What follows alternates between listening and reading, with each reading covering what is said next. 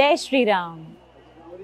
రామచంద్ర నిజంగా ఎంతో అదృష్టం ఉంటేనే కానీ ఇలాంటి ప్లేసెస్లో అడుగు పెట్టమండి. అది మాత్రం అర్థమైంది. అందరూ నేను వెళ్ళానని చెప్పినప్పుడు నాకు చెప్పిన మాట ఇది. ఎందుకు ఈ మాట అన్నారా అని నేను ఇక్కడికి వచ్చి స్వామివారిని దర్శించుకున్న తర్వాత నాకు అర్థమైంది. Gautam neuro care brain stroke, migraine, fits, brain and spine surgeries కి బెస్ట్ న్యూరో సర్జన్. ఎంతటి మహద్భాగ్యము అని. 500 సంవత్సరాల నిరీక్షణ ఇది. వేల మంది త్యాగం, అలాగే కోట్లాది మంది భారతీయుల చిరకాల స్వప్నం అయోధ్యలో రామ మందిర నిర్మాణం. టెంట్ కింద ఉండేవారు రామయ్య. అలాంటి రామయ్యకి ఒక మందిరం కావాలి, ఒక మందిరం నిర్మితం అవ్వాలి. ఇదందరం మనం గర్వంగా చెప్పుకోవాలి. మా అయోధ్య రాముడు అంటూ మనందరం గర్వంగా మాట్లాడుకోవాలని చెప్పి ఎన్నాళ్ళ నుంచో మనం కలగన్నాం. కానీ ఆ తరుణం కళ్ళ ముందు కనపడుతూ ఉంటే చాలా సంతోషం అనిపించింది.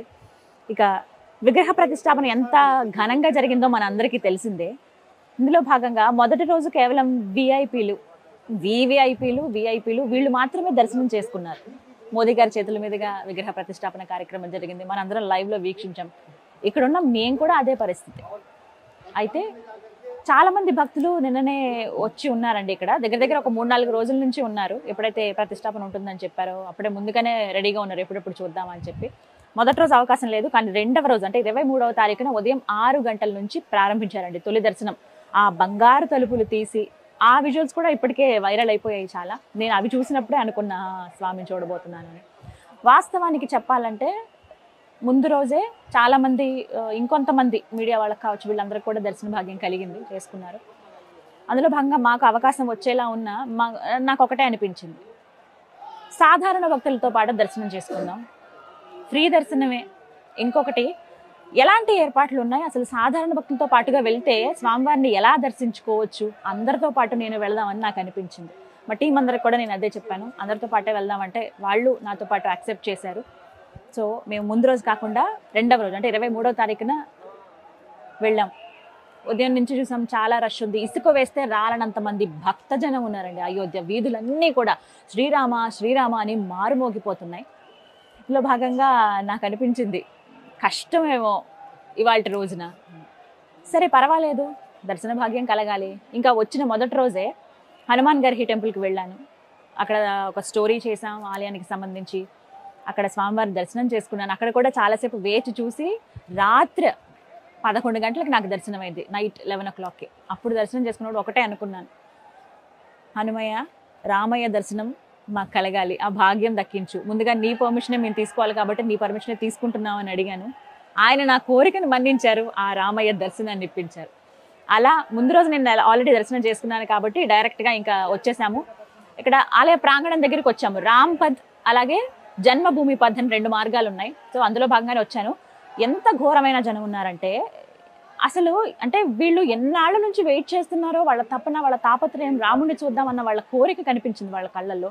కానీ స్టార్టింగే కాస్త భయాందోళన కూడా కలిగింది. ఎందుకు అనంటే ఎంత తోసుకుంటున్నారంటే, అసలు ఇంకా ఆలయం మూసేస్తారేమో నెక్స్ట్ అన్నట్టుగా, క్లోజింగ్ టైం ఏమో, మనం ఎంత రష్ అయ్యి వెళ్తాము అలా వెళ్ళారు. అది కాస్త భయం వేసిందని చెప్పుకోవాలి. ఎందుకు ఇంత హడావిడి పడుతున్నారని చెప్పి. ఇంకో పక్క కంట్రోలింగ్ కూడా చూస్తున్నాం కదా. అంటే రాష్ట్ర ప్రభుత్వం నుంచి, యూపీ నుంచి ఇంకా కాస్త కట్టుదిట్టంగా చేసుంటే, ఒకటే ఒక మార్గం, క్యూ లైన్లు అనేవి ఒక్క మనిషి పట్టినంతగా క్యూ లైన్లు అనేవి ఏర్పాటు చేసుంటే మేబీ ఏమన్నా కాస్తలో కాస్త కంట్రోల్ అయ్యేదేమో అని అనిపించింది. కానీ భక్త సముద్రం అంటారు కదా, అలా పోటెత్తారండి అయోధ్యకి మొత్తం రామయ్యను చూడడానికి. ఒకసారి స్టార్టింగ్ దగ్గర నుంచి మీకు విజువల్స్లో కూడా నేను చూపిస్తాను చూడండి. రాంపద్ ఏరియా, అక్కడ స్టార్టింగ్ వీళ్ళకి ఎంట్రన్స్ అనమాట. హనుమాన్ గర్హి నుంచి స్వామివారిని, ఆంజనేయ స్వామిని దర్శనం చేసుకుని అలా ముందుకు వస్తే రాంపద్ నుంచి లోపలికి ఎలవ్ చేస్తారు. రోడ్ నెంబర్ 1 లాగా, అది టోకెన్ 1 అనమాట. అక్కడ సెక్యూరిటీ చెకింగ్, బ్యాగేజ్లు అక్కడ ఉంచేయచ్చు. లాకర్లో ఫ్రీ సర్వీస్ అయినప్పటికీ బ్యాగ్స్ పెట్టుకోవడానికి కూడా ప్లేస్ లేదు, ఎంత పెద్దమైనా కూడా. అలాగే అక్కడి నుంచి దాటుకుని అలా ముందుకు వచ్చిన తర్వాత జస్ట్ బ్యారికేడ్స్ ఇంకా ఏర్పాటు చేయలేదు. మొదటి రోజు కదా, ఎవరికైనా కష్టమే అవుతుంది. అంటే ముందుగా అంత ప్లానింగ్ కాకపోయినా మొదటి రోజు కాబట్టి ఇబ్బంది అయింది. బ్యారికేడ్స్ కూడా లేవు, జస్ట్ తాళ్లతోటి అదనపు బలగాలు కూడా వచ్చారు. వాళ్ళు ఇలా సెక్యూర్ చేస్తున్నారు అంతే. ఎంత నాపుతారు వాళ్ళైనా. మొత్తం ఎక్కువగా జనాలందరూ వచ్చేసి మధ్యలో చిన్నపిల్లలు, ముసలి వాళ్ళు అసలు ఎంత తాపత్రయపడ్డారు. కాళ్ళు మోకాళ్ళు కొట్టుకుపోయి కొంతమంది కళ్ళు తిరిగి పడిపోయి కొంతమంది తప్పిపోయి పిల్లల కింద పడిపోయి వాళ్ళ చేతులు కాళ్ళు ఇట్లా విరిగిపోయి పాపం నిజంగా బాధ అనిపించింది. రామయ్య ఎందుకయ్యే ఇంత కష్టం నిన్ను చూడడానికి వచ్చినప్పుడు అని వాళ్ళు అలా ఏడుస్తుంటే కళ్ళమ్మటి నీళ్లు పెట్టుకున్నారు చాలా మంది కూడా. వాళ్ళతో మాట్లాడి కొంతసేపు అక్కడ వీడియో చేసి ఇంక నాకు అనిపించింది లేదు వెళ్దాం దర్శనానికి అనుకున్నాము. దర్శనానికి ఎలా అయినా వెళ్దాం అనుకున్నాను. ఇంకా స్టార్ట్ అయ్యాను. ఇంతలోపు వేరే వాళ్ళు ఫోన్ చేసి ఇట్లా వేరే వాళ్ళని అడిగితే మిమ్మల్ని పంపిస్తారు వెళ్ళండి అన్నారు. ఇలాగే వెళ్దామని నేను నిర్ణయించుకున్నాను. రామయ్య ఇలాగే పిలిచారు, అందరితో పాటు నేను అనుకుని స్టార్ట్ అయ్యాం. నేను నా టీం మెంబర్లో ఒక్క పర్సన్ ఇద్దరం మాత్రమే వెళ్ళాము. అందరం ఒకసారి వెళ్తే మళ్ళీ ఇబ్బంది అవుతుందని చెప్పి అలా వెళ్తూ ఉన్న క్రమంలో ఇక లోపలికి వెళ్తున్నాం అనగా అక్కడ మళ్ళీ సెక్యూరిటీ చెకింగ్ అని చెప్పి మహిళలకు ఒక పక్క అని చెప్పి పురుషులకు ఒక పక్క అని చెప్పిన ఇంతమంది ఎక్కువ తోసుకోవడం ఒక దగ్గరికి వచ్చేసారు. సరే అక్కడ కొంత ఆగాం. అక్కడ దగ్గర ఒక పావు గంట ఆపారు. మళ్ళీ ఆ తర్వాత ఇంకా ఆలయ ప్రాంగణంలోకి ఒక 10 అడుగుల దూరంలో ఉన్నాము అనగా అక్కడ అందరినీ ఆపుతున్నారు. పోలీసులు కూడా వాళ్ళకైనా విసుగొచ్చేస్తుంది కదా, అక్కడ ఆపటం కానీ లోపల ఆ తోసుకోవటం కానీ ప్రతి ఒక్కటి. ఎక్కువగా నేను గమనించింది ఏంటంటే యవ్వనస్తులు చాలా మంది ఉన్నారండి ఆ రామయ్యను చూడటానికి. మామూలుగా అంటే స్పిరిచువాలిటీ ఈ మధ్యకాలంలో యంగ్ ఏజ్లో చాలా చాలా పెరిగిపోయిందని చెప్పుకోవాలి. అందులో భాగంగా నేను గమనించింది అదే. ఎంత చక్కగా అందరూ నామాలు పెట్టుకొని శ్రీరామ శ్రీరామ అంటూ జై శ్రీరామ్ జై శ్రీరామ్ సియారాం సియారాం మనం అంటే తెలుగు వాళ్ళంగా మనందరం సీతారామ సీతారామ అని అంటూ ఉంటాం కదా, ఇక్కడేమో సియారాం సియారాం జై శ్రీరామ్ అంటూ అరుస్తున్నారు. వాళ్ళతో పాటు మేము కూడా ఆ రామయ్య కీర్తనలు పాడుకుంటూ నాకు ఒకటే ఒకటి గుర్తొస్తుంది అంటే ఒక కనెక్షన్ రాముడు అంటే. అందుకని నాకు అక్కడ అయోధ్యలో అడుగు పెడుతున్నాం అని అనగానే చెప్పులు కూడా వేసుకోవద్దు, ఇది ఆ పుణ్యపురుషుడు నడిచిన భూమి కదా అని అనిపించింది. చెప్పులు లేకుండానే ఉందాము, అది నేను ఆయనకిచ్చే గౌరవం, నా ప్రేమ, అది స్వామి పట్ల నా మర్యాద అని చెప్పి అది ఒక నిమిషం బాధ అనిపించిన తర్వాత మళ్ళీ ఏదో రకంగా నేను అది మర్చిపోతున్నాను. అలా అలా అంత కనెక్షన్ రాముడు అంటే. అంతెందుకు మనం నలుగురు పిల్లలు కలిసామంటే 90s కిడ్స్కి కావచ్చు వీళ్ళందరికీ బాగా తెలుస్తుంది. మనం ఆడుకునే ఆట రాముడు సీత, ఖాళీగా కూర్చున్నాం కరెంట్ పోయింది అందరం కలిసామంటే కనుక రాముడు సీత. అంటే ఏదో ఒక రూపంలో రాముడు మనకి బాగా కనెక్ట్ అయి ఉంటాడు. చిన్నప్పటి నుంచి మా అమ్మగారు రాముడికి ఎక్కువ పూజ చేయటం కావచ్చు, సినిమాలు ఏమైనా ఉన్న రాముడు ఎక్కువ చూడటం కానీ కృష్ణుడివి కానీ ఇలా కనెక్ట్ అయిపోయాం అనమాట. రాముడు అంటే మనవాడే, మన మనిషే, మన ఇంట్లో మనిషిలాగా అలాంటి భావన ఉండేది. సో అలాగా అంత కనెక్షన్ ఉండడంతో ఎక్కడో మనం ఉన్నా కూడా, ఎక్కడో అయోధ్యలో ఆయన ఉన్నా కూడా ఆయన అక్కడ ప్రతిష్ఠితం అవుతున్నాడు, రాముడు మళ్ళీ ఆయన ఇంటికి వచ్చేస్తున్నాడు అంటే చాలా సంబరం అనిపించింది. అలా అలా అక్కడ కూర్చుని ఇవే గుర్తొచ్చాయి నాకు అన్నీ కూడా రాముడిని అలా తలుచుకుంటూ. ఇక ప్రధాన ద్వారం దగ్గర నుంచి అండి మెయిన్ డోర్ ఒక 3 అంతరాలుగా వెళ్ళొచ్చు. అసలు ఎంత సుందరంగా ఉందంటే ఆర్కిటెక్చర్ కంప్లీట్గా మార్బుల్తో చేశారు. అసలు ఆ తెల్లది ఆ వైట్ మొత్తం కనిపిస్తూ ఉంటే పాలరాయి అంతా కనిపిస్తుంటే మరీ ముఖ్యంగా ఆ శిల్పికి నిజంగా దండం పెట్టాలండి. ఎంత చక్కగా చెక్కారో తెలుసా. ప్రతి ఒక్కటి కూడా అమ్మవారి రూపాలు ఒక్కొక్క స్తంభానికి మొత్తం పూలతోటి పుష్పగుచ్చాలతోటి అందంగా అలంకరించారు. అన్ని ఆర్కిడ్స్ ట్యూలిప్స్ ఇలాంటి ఫ్లవర్స్ తోటి చాలా అందంగా అలంకరించారు. ఏదో స్పెషల్ ప్లేస్ లాగా అనిపిస్తుంది అనమాట. అలా అలా అక్కడ కాసేపు ఆగిన తర్వాత ఇంకా లోపలైతే చాలా ప్రశాంతంగా వెళ్ళిపోవచ్చు. ఇక్కడ ఇంత రద్దీగా ఉంది, జనాలు తోసుకుంటున్నారు, ఒకరి మీద ఒకరు పడిపోతున్నారు, పిల్లలు ఇబ్బంది పడుతున్నారు, పెద్దవాళ్ళు ఇబ్బంది పడుతున్నారని నేను భావించాను. కానీ లోపలికి వెళ్ళాక అనిపించింది అరే ఇక్కడ ఎంత ఫ్రీగా ఉంది కదా అని. లోపలైతే ఈ అదనపు బలగాలు ఎవరైతే ఉన్నారో వాళ్ళంతా కూడా సెపరేట్ చేస్తున్నారు. ఫోన్స్ ఎవరు యూజ్ చేయొద్దు, ఎందుకంటే మూర్తిని కళ్ళాల స్వామిని చూడకుండా చాలా మంది ఫోన్లలో కూడా తీద్దామని ట్రై చేస్తారు. ఎవరికో ఫోన్ చేసి వీడియో కాల్ చూపిద్దామని ట్రై చేస్తారు. అఫ్కోర్స్ వాళ్ళ తాపత్రయం కూడా కరెక్టే, కానీ ఫస్ట్ స్వామిని కళ్ళారా చూడండి అని పోలీసులు కూడా అదే చెప్తున్నారు. ఇక మేము కూడా అదే చేసాం. రాముడిని తలుచుకుంటూ అలా నెమ్మదిగా లోపల మనం ఒక 20 అడుగులు వేసుకెళ్తే అంత దూరంలో స్వామి కనిపిస్తాడు. ఇక అక్కడి నుంచి ఉంటుంది చూడండి, హాయిగా మనం వైకుంఠంలోకి వెళ్ళిపోయామా అన్న ఫీలింగ్ కలిగింది నాకైతే. ఎంత బాగుందో, హాయిగా అనిపించింది. ఒక్కొక్క అడుగు వేసుకుంటూ ఆయన చూసుకుంటూ జస్ట్ ఆయన దగ్గర ఇలా టర్న్ అయ్యే దగ్గర మాత్రం కొంచెం ఫాస్ట్గా పక్కకి జరిపేస్తున్నారు. ఎందుకంటే అంతమంది దర్శించుకోవాలి కదా, అక్కడ పోలీసులు ఉన్నారు. సో ఒకటే మాట వాళ్ళు కొంచెం హార్ష్గా చెప్తారు, ఇంకా తప్పదు అలాంటి ప్లేస్లో ఉన్నప్పుడు. అక్కడి నుంచి అండి ఆ క్షణం నేను అయోధ్యలో ఎందుకు అడుగు పెట్టానో, ఏ ఉద్దేశంతో అయితే వచ్చానో, అసలు ఆ రామయ్య సడన్ టూర్ ఇది నిజంగా చెప్పాలంటే. ముందు వాస్తవంగా నేనైతే ముందు ప్లాన్ చేసుకోలేదు. ముందు రోజు అనుకున్నాం, నెక్స్ట్ ట్రావెల్ అయిపోయాము అంతే. ఎందుకు రామయ్య ఇక్కడికి రప్పించుకున్నాడని ఒక్క క్షణం నాకు, ఇందుకా స్వామి నిన్ను ఇలా కల్లారా చూడ్డానికా, నీ దివ్యమోము నాకు కనిపించడానిక, ఇది నాకు పూర్వజన్మ సుకృతమేమో స్వామి అనిపించింది. నిజంగా ఇప్పుడు చెప్పినా నాకు ఆయన చూసినప్పుడు నాకు ఎలాంటి భావన ఉందో అదే ఇప్పుడు తెలుస్తోంది. రోమాలు ఎక్కబడిస్తే అంటారు కదా, నిజంగా నా కళ్ళల్లో కూడా నీళ్ళు వస్తూ ఉంటాయి. అంటే అంత కనెక్ట్ అయిపోతూ ఉంటాం మనం స్వామికి. అక్కడ వెళ్ళి చూడగానే ఆయన ధనుర్బాణాలతోటి బంగారపు ఆయన మోమే నాకు ఒక బంగారంలా కనిపించింది. వజ్రాల లాంటి నామాలు దగదగా మెరుస్తున్నాయి, కెంపులు వజ్రాలతోటి ఆ నామం. ఎప్పుడైనా సరే మూర్తిని చూసినప్పుడు అండి, స్వామివారిని చూసినప్పుడు పండితులు కొంతమంది పెద్దవాళ్ళు చెప్పారు, కింది భాగం నుంచి పాదాల దగ్గర నుంచి పైదాకా చూసుకుంటూ వెళ్ళాలి అని. అది గుర్తొచ్చింది. ఒకసారి నాకు కుదరలేదు, మళ్ళీ ఒక్కసారి కొంచెం బలవంతంగా నేను చూస్తాను అని చెప్పి వాళ్ళు కాస్త పర్మిషన్ ఇచ్చారు. ఒక 30 సెకండ్ల వరకే, 2 సెకండ్లో ఇలా వెళ్ళిపోవడమే, కానీ ఒక అర నిమిషం దాకా నేను ఉండగలిగాను. అలా స్వామివారి పాదాల దగ్గర నుంచి బంగారపు వర్ణం పంచె, ఆపాద మస్తకం, ఆయన ఎంత ముద్దుగా ఉన్నారో, రాజకుమారులాగా పుష్పం పైన ఆయన నుంచున్నారు. అయితే చుట్టూ దశావతారాలు ఉన్నాయని చెప్పారు కదా, అవి మనకి దూరం నుంచి చూడటం అంత కష్టమే. దగ్గర నుంచి ఫోటో తీశారు కాబట్టి మనకి ఫస్ట్ డే అలా కనిపించింది, కానీ ఎక్కువసేపు మనం ఉంటే అవన్నీ మనం గమనించవచ్చు. దశావతారాలు అటువైపు 5 ఇటువైపు 5, ఆంజనేయ స్వామి, గరుత్మంతుడు, అలాగే పైన ఆయన సూర్యవంశానికి చెందినవాడు కదా, సూర్యుడు, అలాగే అంటే నాగపాము, ఆదిశేషుడు, ఇలా అన్ని అమర్చారు. ఎంత సుందరంగా ఉన్నారో. ఇంకా ఆయన రూపం చూస్తే అవన్నీ ఏం కనిపించవు అనమాట. కంఠాభరణం, పెద్ద వడ్డానం, దానికి ముత్యాలు, మంచి కిరీటం.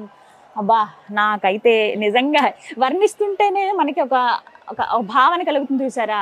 అంటే ఆతృతగా చెప్తూ ఉంటాం ఇలా ఉన్నారు స్వామి అని, ఆ భావన కలుగుతుంది. నిజంగా చాలా చాలా బాగుంది. చూసిన 30 సెకండ్లు 40 సెకండ్లు చక్కగా చూశాను. చల్లగా ఇంకా ఏమీ అడగాలనిపించలే స్వామివారిని అంతసేపు చూసిన తర్వాత. అలా నెమ్మదిగా ఇంకా బయటకు వచ్చేయటమే. వస్తూ ఉన్నప్పుడు మనం ఆ టెంపుల్ అంతా కూడా చూడొచ్చు. లోపలైతే ఆర్కిటెక్చర్ నా భూతో నా భవిష్యత్ అంత అద్భుతంగా ఉందండి. అంటే మనం ఎంత ప్రెస్టీజియస్గా కట్టుకున్నాము ఈ రామాలయం, ఎంతమంది విరాళాలు ఇచ్చారు స్వామివారి ఆలయానికి, ఇన్ని కోట్లు పెట్టి కడుతున్నారని రకరకాలుగా మాట్లాడినా, ఇంతమందికి మా వంతుగా మా సహాయం, మా వంతుగా మేము రామయ్య గుడి మేము కట్టుకుంటామని ఎంతమంది విరాళాలు ఇచ్చారు. వాటన్నిటితో కట్టిన ఆలయం అది. ఇక్కడి నుంచి కనిపిస్తుంది చూడండి. నిజం, వాస్తవానికి చెప్పాలంటే నాకు మళ్ళీ వెళ్ళాలని ఉంది, కానీ అలా అంటే మిగతా వాళ్ళకు కూడా అవకాశం ఇవ్వాలి కదా. మళ్ళీ సార్ ఖచ్చితంగా వస్తాను. ఇంకొకటి, మనకి ట్రస్ట్ కూడా అనౌన్స్ చేశారు, ట్రస్ట్ తరపు నుంచి ఒక స్టేట్కి ఇన్ని రోజులని ప్రత్యేకంగా ఇస్తాం, అన్ని సౌకర్యాలతో మీరు స్వామివారిని చూడొచ్చండి అని చెప్పారు. మళ్ళీ అవకాశం ఉంటే ఆ రామయ్య మళ్ళీ పిలిస్తే ఖచ్చితంగా వస్తాను. ఇంకొకటి ఏంటంటే, నిర్మాణం కూడా అదే విధంగా చేశారు. సూర్యకిరణాలు స్వామివారి మీద పడేటట్టుగా, అది కూడా శ్రీరామ నవమి రోజున. సో వాటికి అది మనకు అంత దూరం నుంచి కనిపించదు. ఒక్కసారి మూర్తి అలా మధ్యలో ఆయన నుంచుని ఉంటారు. చుట్టూ చాలా దగ్గర ఒక 20-30 మంది పట్టేంత ప్లేస్ ఉంటుంది. మొత్తం లోపలంతా దగదగా మెరుస్తూ ఉంటుంది తెల్లగా. చాలా అందంగా ఉంది. అంటే ముత్యపు రంగులో కనపడుతుంది అనమాట మొత్తం. అంటే స్వామి మాత్రం అలా కృష్ణశిల నలుపు రంగులో స్వామి బంగారు ఆభరణాలు, వజ్రాల ఆభరణాలు వేసుకుని, వజ్రాలు అలాగే స్వర్ణ మణిమయ రత్నం అని అంటారు కదా, అలాంటి వాటన్నిటిని ధరించారు ఆ మూర్తి. ఆయనకేం తక్కువ, ఆయనకి ఏమన్నా లోట, అన్నీ ఆయన సమకూర్చుకుంటారు. మొత్తం మీద ఆయన్ని మళ్ళీ చూడాలని ఉన్నా అందరికీ అవకాశం ఇవ్వాలి, మనం అలా పదే వెళ్ళకూడదు. నేను చాలా మందిని గమనించాను, 2వ సారి వస్తున్నానండి, 3వ సారి వస్తున్నానండి అని చెప్తున్నారు. 12 గంటలకి 6ంటికి వెళ్ళి దర్శనం చేసుకున్నారు, 9ంటికి దర్శనం చేసుకున్నారు, మళ్ళీ ఇప్పుడు 12 గంటలకు వెళ్తున్నారు. అంటే ఒకటి అర్థం చేసుకోవాలి, భక్తులు కూడా కాస్త సంయమనం పాటిస్తే బాగుండేది. ఒకేసారి తోసుకుంటూ వెళ్ళిపోవడం, 3 సార్లు మళ్ళీ రావడం దర్శనానికి. అలాగే ఇంకొకటి, రాష్ట్ర ప్రభుత్వం కూడా కొంచెం క్యూ లైన్లు అనేవి కరెక్ట్గా ఏర్పాటు చేసి ఉంటే ఇంతమంది వస్తారని ఊహించకుండా ఉండరండి. ఎందుకంటే ఇది మన ఖ్యాతి, మన భారతీయులందరూ ఎప్పటి నుంచో కోరుకున్నది కాబట్టి ఆబ్వియస్గా వస్తారు. సో అక్కడ కొద్దిగా క్యూ లైన్స్ ఒక్కటే ఏర్పాటు చేసి ఉంటే, పురుషులకని ఇటు మహిళలకని పెద్దవాళ్ళకని ఇలా కొంచెం ఏర్పాటు చేస్తుంటే బాగుండేది. అయితే అవి కూడా ఏర్పాటు అవుతాయి, ఇంకొద్ది రోజులు సమయం అయితే పడుతుంది. స్టార్టింగే కదా, అన్ని మనకు సౌకర్యాలు కావాలంటే కుదరదు. అది కూడా అనిపించింది నాకు. ప్రభుత్వం తరపు నుంచి అలాగే ట్రస్ట్ తరపు నుంచి చెప్తుంది ఒకటే, మేము నెమ్మదిగా అన్ని ఏర్పాట్లు చేస్తాం, కొంచెం భక్తులు సమయం పాటించి నెమ్మదిగా వెళ్ళండి, స్వామివారి దర్శనం జరుగుతుందని. అలాగే అయింది. లోపలికి వెళ్ళాక మాత్రం ప్రశాంతంగా దర్శనం చేసుకోండి. ఇంకొకటి, టైం దగ్గర 4 అవుతోంది, 3 దాటింది. చలి గజగజ వణుకుతున్నామండి. ఇక్కడ వాతావరణం అయితే అలా ఉందన్నమాట. ఎంత చలి అంటే 7 డిగ్రీలు ఉంది. సో ఇక్కడ నుంచి స్వామిని చూడొచ్చు. ఇదంతా టెంపులే మనకు కనిపిస్తుంది కదా. సో ఎంట్రన్స్ ఇది. ఇక్కడ కాసేపు వెయిట్ చేపిస్తున్నారు. ఆ తర్వాత లోపలికి ఏదైతే పుష్పాలతో అలంకరించారో అది మెయిన్ ఎంట్రన్స్ అనమాట టెంపుల్కి. అక్కడి నుంచి లోపలికి వెళ్ళొచ్చు. చివరిగా కనబడుతున్న గోపురం ఉంది కదా, అక్కడున్నాడు మన చిన్న రామయ్య, బాలరామయ్య. మొత్తానికి రామ్ లల్లాకి జై ఒకటే అనుకున్నాను. రామ్లల్లని ఇక్కడ పిలుస్తారు, బాలరాముడని మనం అంటాము. శ్రీరాఘవం దశరథాత్మజం అప్రమేయం, ఇది నాకు వచ్చు. నేను అదే స్మరించుకున్నాను, ఆయన అలాగే కీర్తించుకున్నాను. మళ్ళీ ఆయన దర్శన భాగ్యం కలగాలని మనసారా కోరుకున్నాను. అందరూ మంచిగా ఉండాలయ్యా, నీ ఇంటికి నువ్వు వచ్చావు, చక్కగా అందరూ వచ్చిన వాళ్ళందరూ ఇళ్ళకి కూడా అందరినీ క్షేమంగా చేర్చు అని అనుకున్నాను. ఎప్పటికీ ఆ రామయ్య కృప మనందరిపైన ఉండాలి. నేను ఏదైతే అనుకుని వచ్చానో ఆ విధంగా నా కోరిక అయితే నెరవేరింది. స్వామివారు చాలా చక్కగా నాకు దర్శనం ఇప్పించారు. ఆయన దర్శన భాగ్యం నాకు కలిగింది. అలాగే చాలామంది నా టీం కూడా చాలా కష్టపడ్డారనే చెప్పుకోవాలి. బట్ అందరం మొత్తానికి దర్శనం చేసుకోగలిగాము. ఎంతటి అదృష్టమో కదా ఆ స్వామివారిని అలా చూడటం అనేది. అలా స్వామివారిని చూసిన తర్వాత ఎగ్జిట్ కూడా చాలా చాలా స్పెషల్ రూట్ అని చెప్పుకోవాలి. అంటే కలవకుండా ఇది ఒక్కటైతే చాలా మంచి పని చేశారండి. ఏదైతే ఎంట్రన్స్ ఉందో అలాగే ఎగ్జిట్ కూడా ఇంకొక వైపు నుంచి పెట్టారు. కాకపోతే కొంచెం ఎక్కువ నడవాల్సి ఉంటుంది, చుట్టూ ప్రదక్షిణ చేసినట్టుగా అనిపిస్తుంది అనమాట మనకి స్వామివారి దగ్గరికి వెళ్ళినప్పుడు.